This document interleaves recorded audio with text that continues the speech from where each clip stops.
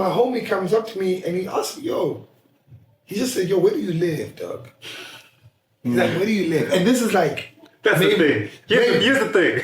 Maybe this is like 2 weeks of like Airbnb-ing it and shit. And I remember the one night at the Airbnb, this, I laugh about it now, but it's actually kind of traumatic. Like, the Airbnb, I left during the day, man.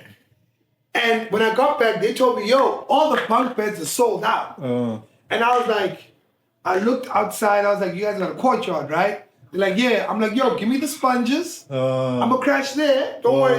And they were like, I'm like, but before everyone wakes up, I'm gonna be out. Don't worry. Sure. You know, so it doesn't look bad. What? So they let me, like, you know those solid, like, imagine you have a bright place and it's like those benches with the and you know those sponges and stuff. So I just those beach sponges type thing. I got there. Sure, that's amazing. I crashed. I folded some boxes, made myself a little bed. I got my sleep in. Y'all think radio is glamorous? You know, I got my sleep in, but hustle, boy. But like, what you end up finding out is that humanity still is around because those people could have turned me away and said, "You can't sleep here." But humanity, as in everyday people, helped me just be able to get to the next day. So this guy named Samuel, he owned a spaza shop. Your average spaza shop, nothing fancy, horrible pies, you know? And the one day I went in there, man, I'm like, shit, man. I'm like, okay, let me get some, I got like 2 eggs. And they used to sell the eggs in like a 4-pack, you know, they cut the packs up. And this guy looked at me, so I put 2 eggs and I'm putting a loaf of bread. Then I put the loaf of bread back and I'm like, man, this thing's gonna throw off my budget, you know, like whatever. Crazy. So he sees me do that, he's like, bro.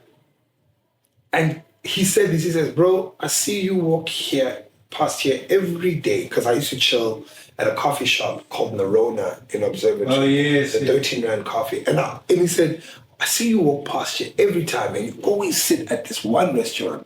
I've never seen you at any of these pubs. I've never seen you party. I've never seen you do anything but walk past here and you always greet me. And you always greet and you're like, what's up? And you just sit there and you're on your computer. And I was like, oh yeah, no, you know, I'm trying to build my career, man, you know, da-da-da-da-da-da. He's like, bro, take whatever you need in the shop, pay me back when you can. Wow. This is a spaza shop. That's incredible. Oh. Do you get what I'm saying? Yeah. I took 73 Rand worth of things. I said, bro, I'm gonna get this money back to you. Bread, everything. So now I'm balling. I'm living life. I'm like, oh my God, bro, I'm gonna kill it, you know? And you get to the Airbnb, the B&B in Orbs, these Bohemian Lodge, 44 South, Elephant Lodge. I know them by name. Like, I was that guy. You know what I mean?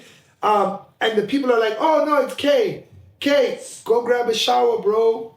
It's all good. Your stuff is cool, you know? And then my homie ran into me and he's like, where do you live? I'm like, yo, bro, I'm around. He's like, bro, come move into my place. I've got a couch. You can sleep on my couch.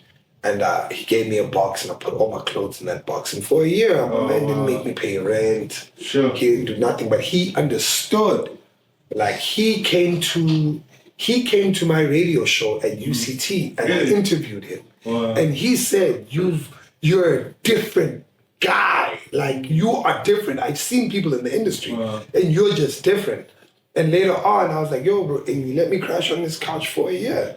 And in that year, I got signed to a commercial radio station. Do you get what I'm saying? So for me, it's like humanity is what kept me around, you know? Like, you don't know who can change your life. Do you get what I'm saying? No idea. Do you know what I mean? So, like, people are... bro. Wow. Yeah, no, that's What's the homie's name? Can you give it he's my best friend, bro. He's my best friend. Yeah. Like I ran into Tabang. If you're watching this, you'll know the story now as well. I think, and I ended like this. There was one night where my homeboy had a girl, you know, and this is his apartment. I'm like, oh shit, man, this dude, he let me slap crash on his couch, but I can't get in the way of him having a girl over. You can't fuck You with know? that, dude. So he locked the door, and I understood. I wasn't offended. I wasn't hurt. So then I remember I had 60 Rand in my wallet, and I took a walk. This is at the bottom of Woodstock, that Caltex. You know that Caltex with the stairs at the bottom? Yes. Cool. So I went there, and I was like, dang, where can I sleep tonight?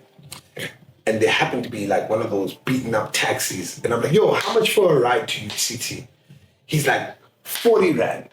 I'm like, yo, 30, dog. No one's going to be using now, bro. Yeah, come on. Yeah. So then I go to UCT Radio. It was a marketing office. I crashed on the couch. Whoa, I know that couch. Yeah. I crashed on that couch. I woke up the next morning before the first radio show comes in.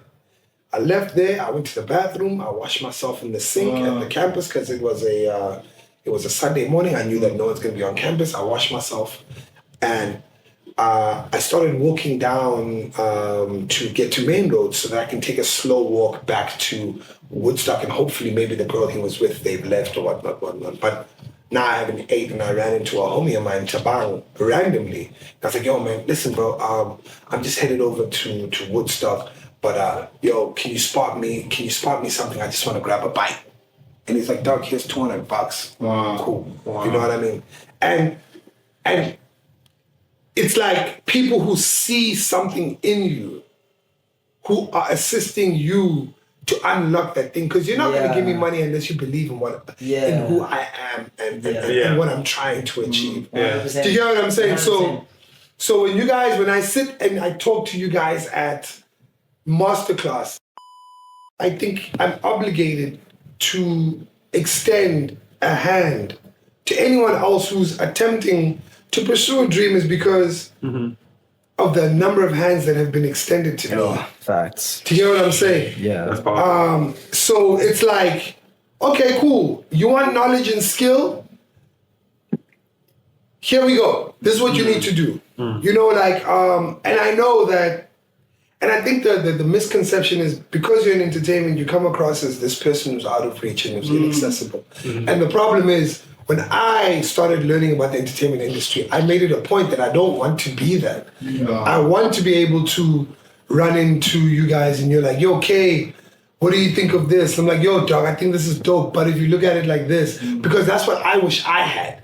Do you hear what I'm saying? I wish I had guys who I could just pick up the phone and be like, bro, and they take me seriously. Not because I'm trying to be famous, but because there's a bigger picture. Yeah. You get what I'm saying?